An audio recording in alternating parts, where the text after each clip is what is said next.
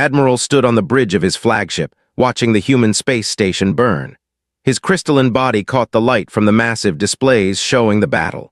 Red warning lights flashed across station as another volley of plasma fire struck its shields. "Their defenses are down to 30%, reported commander from the weapons station. The reptilian officer's scales shifted color with excitement. "We can break through in the next wave."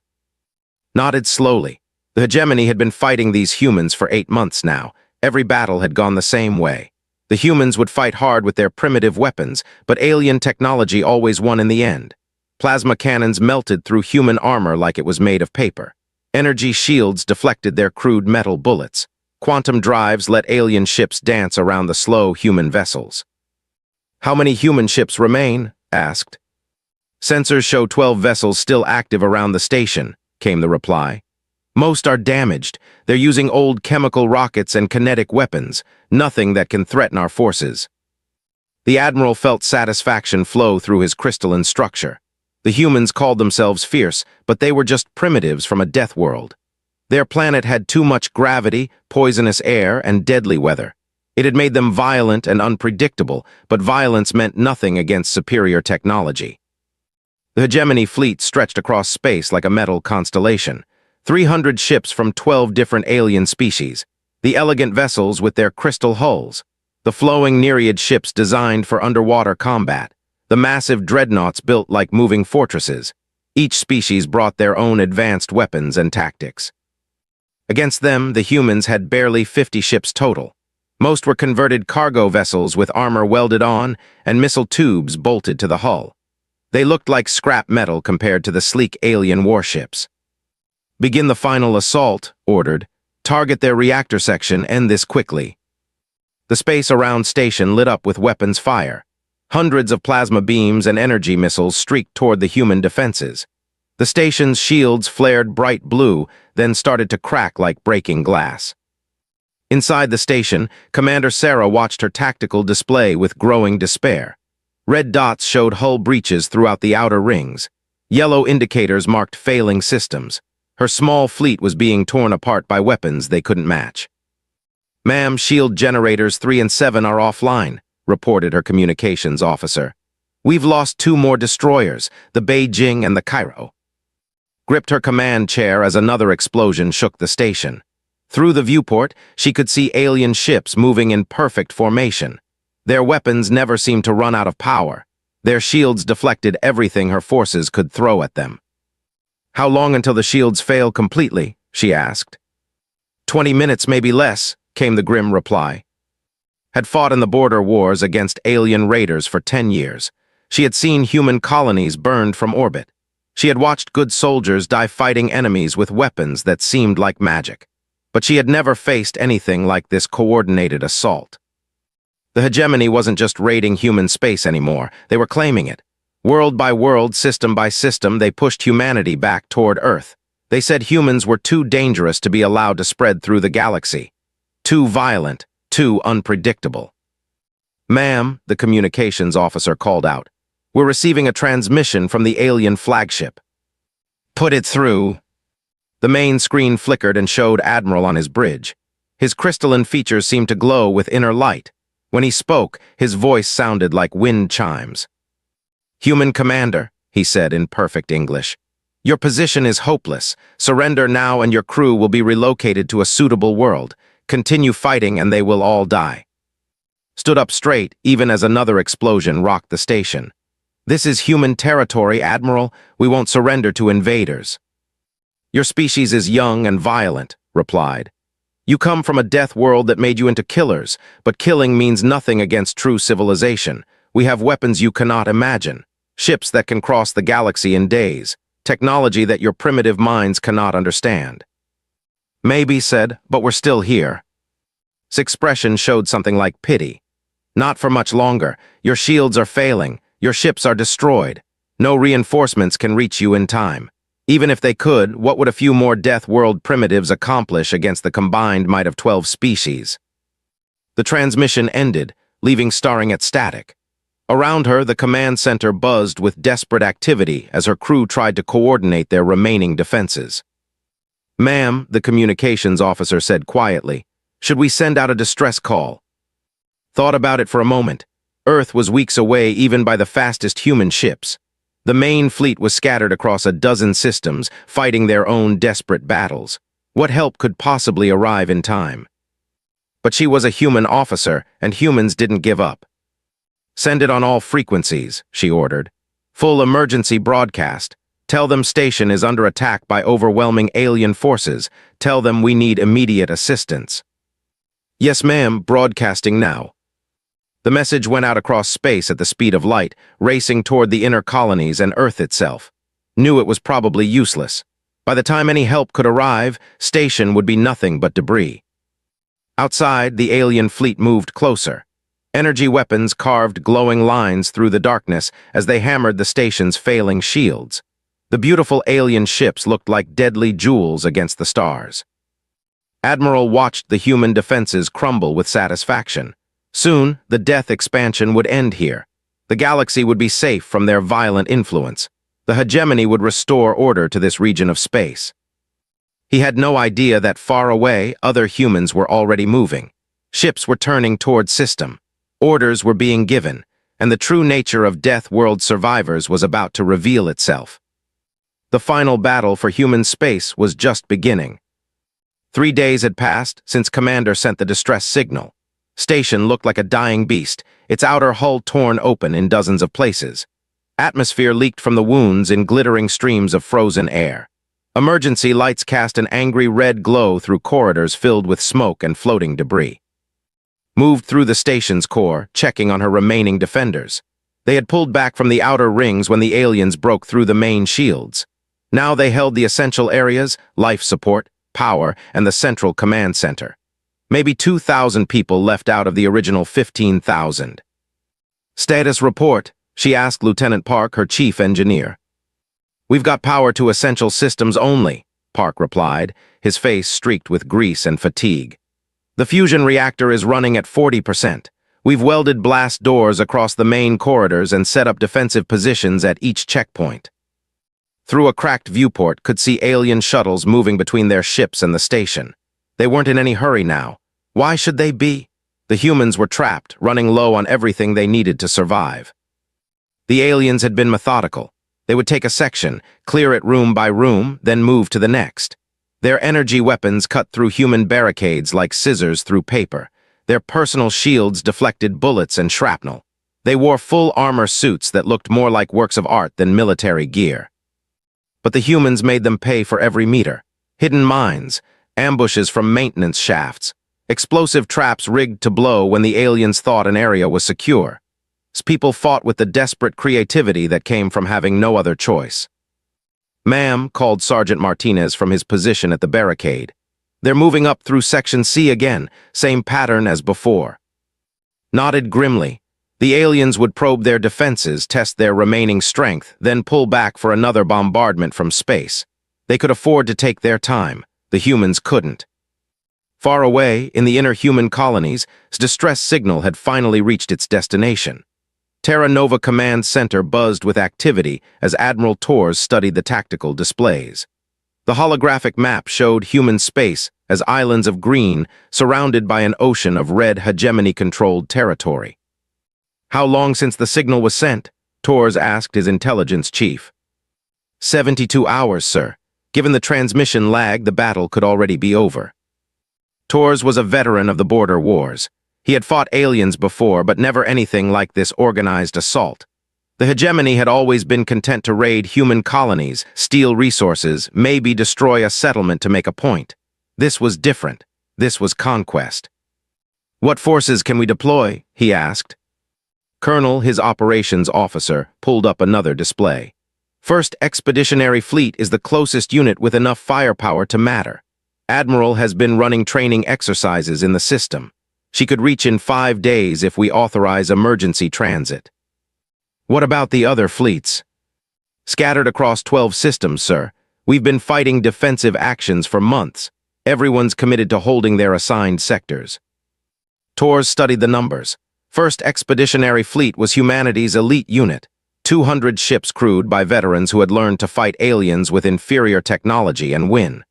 They had developed tactics that no military academy would teach, tactics born from desperation and refined through survival. "Send the authorization," Torres ordered. "Full emergency deployment. Tell she has carte on weapons and tactics."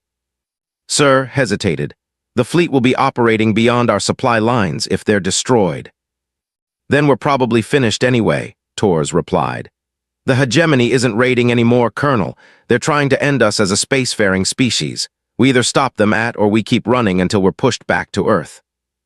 The message went out on quantum communications arrays, racing through hyperspace to reach Admiral. She received it while her flagship, the UES Indomitable, was conducting weapons tests against captured alien technology. Had been fighting aliens for 15 years. She understood something that the enemy didn't. Human weapons weren't primitive because humans were stupid. They were primitive because they were designed by a species that had learned to kill everything on their own planet just to survive. "All ships prepare for emergency jump," she broadcast to her fleet. "Set course for system maximum speed. This is not a drill." The first expeditionary fleet began to move. 200 ships built in the orbital yards around Earth and the inner colonies. They didn't look like the elegant alien vessels with their smooth curves and energy fields. Human ships looked like what they were, weapons of war built by survivors. The dreadnoughts were mobile fortresses with armor measured in meters, not centimeters. The cruisers carried missile pods that could launch nuclear warheads at significant fractions of light speed. The destroyers were fast and deadly, designed to get close enough to use their kinetic weapons effectively. But it was the crews that made the difference. Every human aboard those ships had grown up knowing that their species was surrounded by enemies with better technology. They had learned to fight smart instead of fighting fair. They had trained in tactics that their enemies would consider insane or impossible. Meanwhile, at station, the alien assault continued. Admiral received reports from his boarding parties as they slowly cleared the human stronghold. The Death were proving stubborn, but their resistance was weakening. They were running out of ammunition, power, and hope. "How much longer?" he asked his tactical officer. "Perhaps one more day, Admiral. They have retreated to the central core. Once we breach their final defensive line, the station will be ours." Was pleased. The capture of station would open the way to the inner human colonies.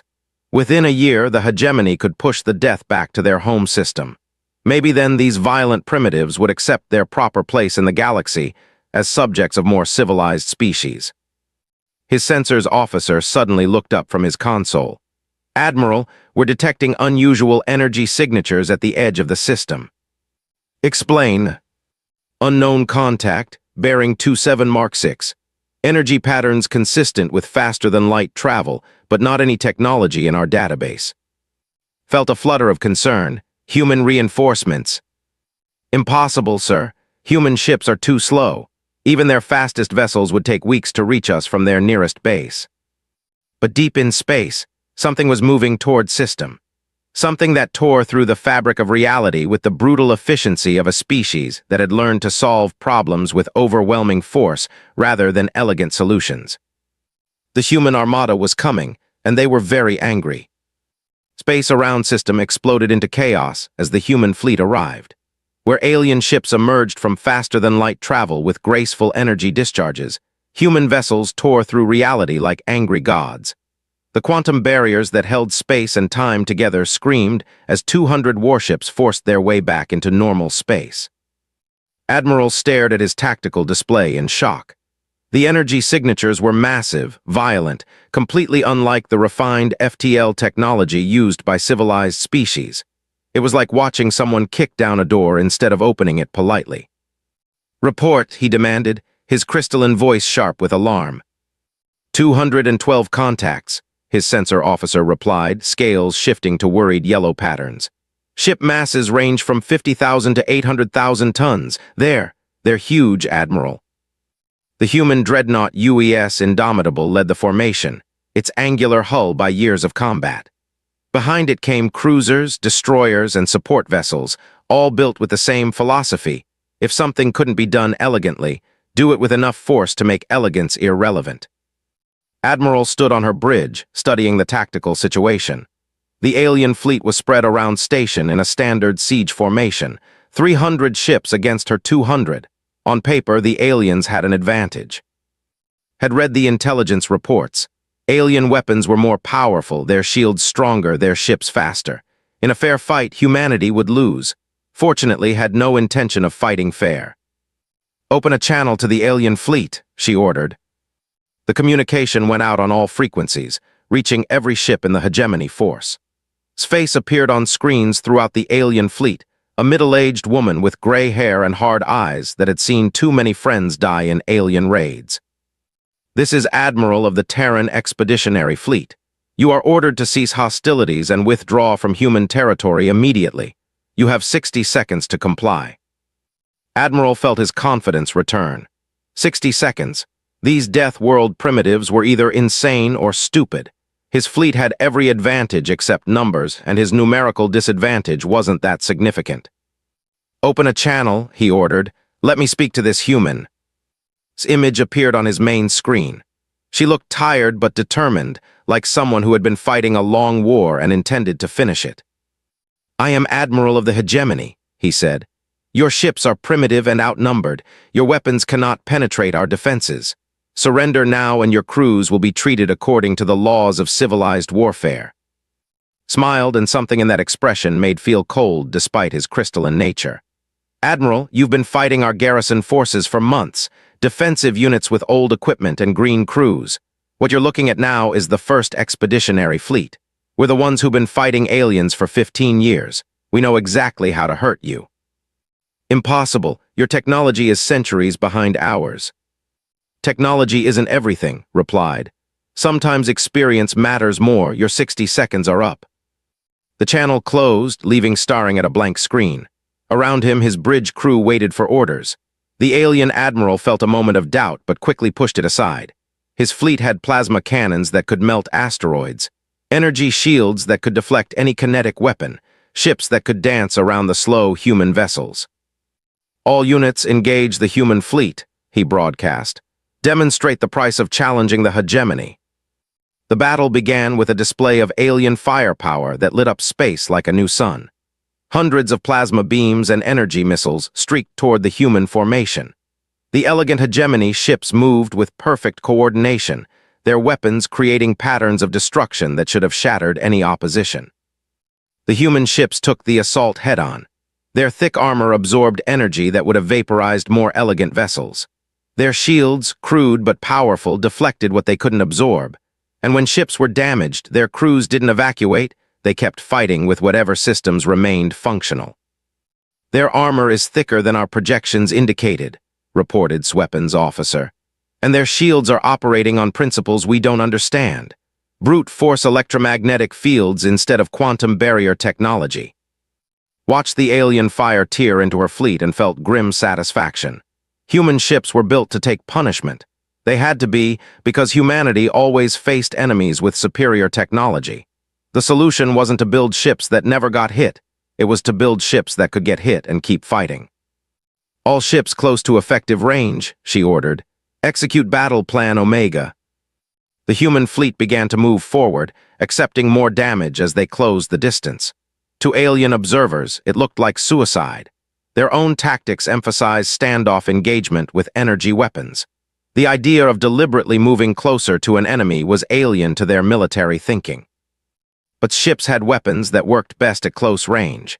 Kinetic cannons that fired projectiles at significant fractions of light speed. Nuclear missiles with fusion warheads. And most importantly, crews who understood that sometimes the only way to win was to get close enough to hurt the enemy before they could hurt you. The first human torpedo to find its target was fired by the heavy cruiser UES Retribution.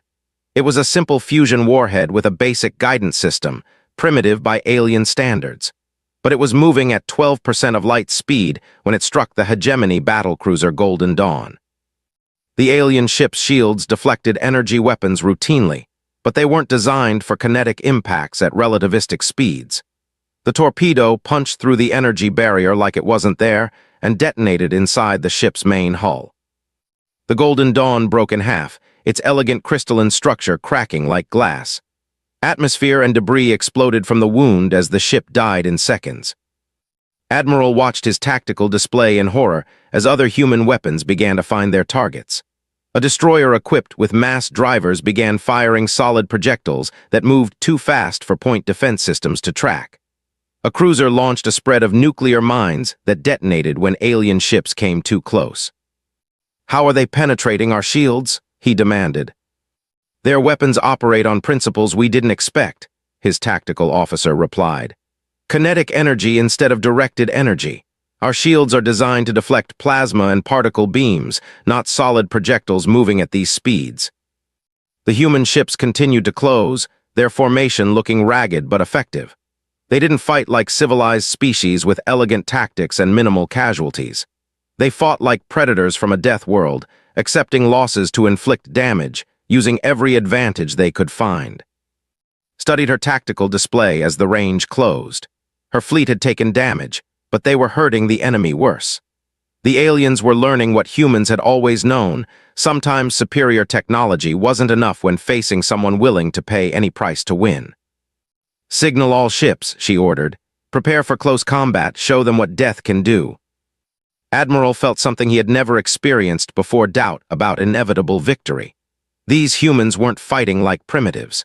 They were fighting like survivors of a world that had tried to kill them every day for millions of years. And they were winning. The battle turned into a nightmare that none of the alien species had prepared for. Human ships closed to ranges that military doctrine said were impossible, accepting damage that should have sent any rational crew fleeing. Instead, they kept coming, their weapons tearing into the hegemony formation with brutal efficiency. Commander watched his sensors in growing panic as another human destroyer rammed his cruiser. The death ship had taken critical damage from 3 different plasma volleys, its hull torn open and atmosphere bleeding into space. By all logic, the crew should have abandoned ship. Instead, they aimed their dying vessel at his command center and detonated their remaining nuclear torpedoes at the moment of impact. The explosion vaporized both ships, taking 600 alien crew members with them. "They're insane," whispered, his scales shifting to the pale colors of fear. "They're deliberately killing themselves to hurt us." Admiral tried to maintain control of the battle, but his fleet was falling apart. The elegant formations that the hegemony prided itself on were breaking down as individual species reacted differently to tactics they had never imagined. The crystalline, evolved from mineral structures that grew slowly over centuries, couldn't comprehend the human willingness to accept massive casualties. Their ships began to pull back when damaged, seeking to preserve their crews rather than press the attack. The aquatic nereids panicked when human boarding parties breached their water-filled vessels. The humans came through the hull wearing environment suits that looked like they were designed for the most hostile conditions imaginable. They fought underwater with weapons that still worked in a liquid environment, something no nereid commander had ever considered necessary. The massive dreadnoughts, built like mobile fortresses, found themselves under assault by human fighters that shouldn't have been able to penetrate their point defense systems. But the death pilots flew their craft like guided missiles, accepting certain death to deliver nuclear warheads directly to critical systems. "Admiral," his communications officer called out, "we're receiving distress signals from the nereid flotilla. They're requesting permission to withdraw." Felt his crystalline structure crack with stress. All ships maintain formation. But the formation was already breaking down. The humans had identified the weakness in hegemony tactics. They depended on coordination between species that had different evolutionary backgrounds and military traditions. Under pressure, that coordination collapsed. Admiral watched the alien fleet fragment with grim satisfaction. She had studied every piece of intelligence about hegemony forces for years. Their strength was technology and coordination. Their weakness was that they had never faced an enemy that fought like humans. "Signal the devastation and the fury," she ordered. "Execute ramming attack on the alien command ship." The 2 human heavy cruisers broke formation and accelerated toward Admiral's flagship. Both ships had taken severe damage, but their crews were still functional. Their nuclear reactors had been pushed beyond safe limits to give them extra speed. Watched them coming and felt something like terror. "All weapons, concentrate fire on those 2 ships. Stop them." Plasma beams carved into the human cruisers, melting armor and tearing through internal compartments. The devastation lost its port weapons array and half its forward armor. The fury was bleeding atmosphere from a dozen hull breaches. But they kept coming. The devastation struck's flagship amidships, its reinforced prow punching through the energy shields and deep into the alien vessel's hull. The ship's crew triggered every explosive device they carried at the moment of impact, turning their cruiser into a massive bomb. The Fury hit 30 seconds later, her damaged reactor going critical just as she penetrated the alien ship's defensive screen. The combined explosions tore through the hegemony flagship like a chain reaction, leaving it broken and powerless. Admiral found himself thrown against his command chair as his ship died around him. Emergency lights cast everything in hellish red shadows as his crystalline crew tried to save what they could. Through the chaos, he could hear human voices on the communication channels. They weren't speaking like defeated enemies begging for mercy. They were coordinating attacks, calling out targets, pressing their assault with the methodical efficiency of predators who had found wounded prey. Captain Sarah watched the battle from station's damaged command center. The alien boarding parties had stopped their advance when the human fleet arrived. Now she could see alien shuttles racing back to their ships as the hegemony forces tried to regroup. "Ma'am," Lieutenant Park called out, "we're receiving signals from Admiral. She's asking for station status and defensive capabilities." Felt hope for the first time in days. "Tell her we're still operational, combat ready with local defenses. What are her orders?" The response came back immediately. "Hold position, we're coming to get you." Outside station, the human fleet pressed their attack with increasing momentum. Ships that had lost main weapons switched to backup systems. Crews that had lost half their ship kept fighting with whatever remained. When vessels were too damaged to fight, their captains used them as guided missiles against alien targets. The hegemony forces found themselves facing tactics that violated every principle of civilized warfare. Humans used nuclear mines deployed from hidden cargo containers. They fired solid projectiles from improvised mass drivers welded to damaged ships. They sent boarding parties through hull breaches wearing armor that looked like it was designed for exploring the surface of a star. Most disturbing of all, the humans seemed to have contingency plans for every type of damage their ships could suffer. Lose main engines, switch to maneuvering thrusters and become a gun platform. Lose weapons systems, ram the nearest enemy, lose life support. The crew would put on environment suits and keep fighting until their air ran out. Commander of the Heavy Division sent an urgent message to what remained of Hegemony Command. Request immediate tactical withdrawal. Human forces are employing combat doctrine outside all established parameters. They are fighting like viral infections rather than military units. But there was no unified command left to receive the message. Admiral's flagship was drifting powerless, its command crew evacuated. The other species were making independent decisions based on their own survival instincts. The Elegant tried to maintain formation, but their losses were mounting. The aquatic Nereids had already begun to withdraw, their water-filled ships vulnerable to human boarding tactics. They found their hive-mind coordination disrupted by the chaos of close combat. Admiral pressed her advantage ruthlessly. She had spent 15 years learning how to fight enemies with superior technology. The key was to force them into situations where technology mattered less than determination and tactical flexibility. "All ships converge on station," she ordered. "Establish defensive perimeter and begin rescue operations. Let the aliens know we're not just here to fight, we're here to stay." The human fleet moved toward the battered station like a protective shell. Ships that had been trying to kill each other moments before suddenly found themselves working together to evacuate wounded and secure critical systems. Admiral, rescued from his dying flagship, watched from an alien medical bay as human reinforcements continued to arrive. The reports coming in were impossible to believe. The Death weren't just winning a tactical engagement. They were systematically dismantling the most powerful military force in the galaxy. And they were doing it with technology that the hegemony had dismissed as primitive. The hegemony's inevitable triumph died in the wreckage of their shattered fleet.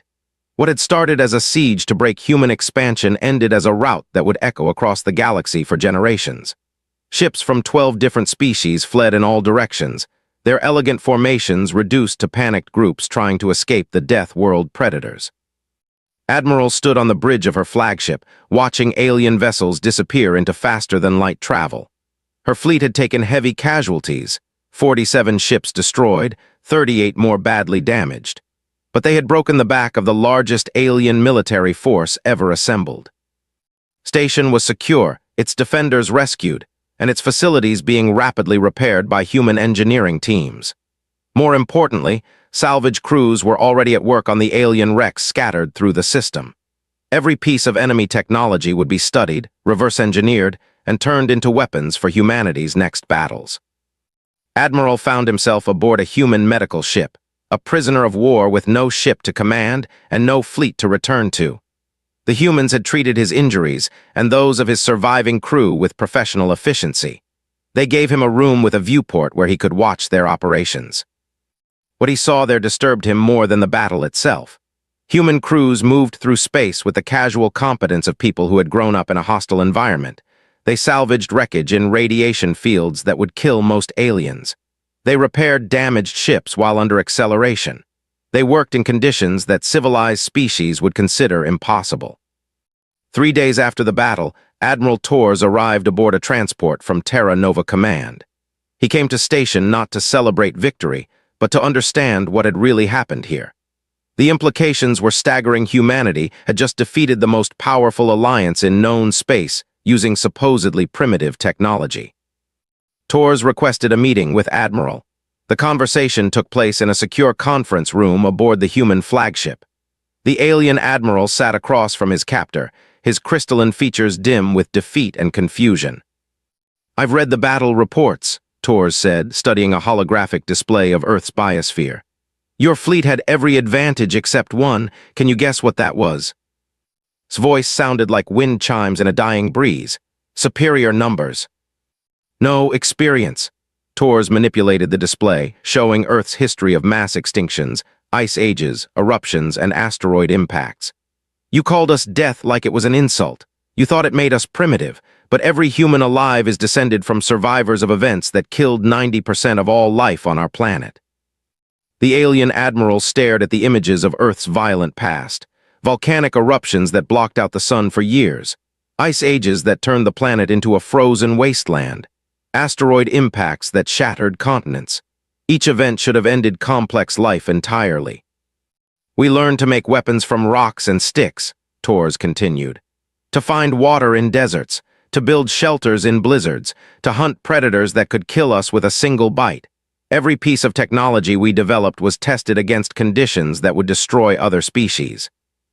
"But our weapons," protested weakly. "Our ships, they were more advanced."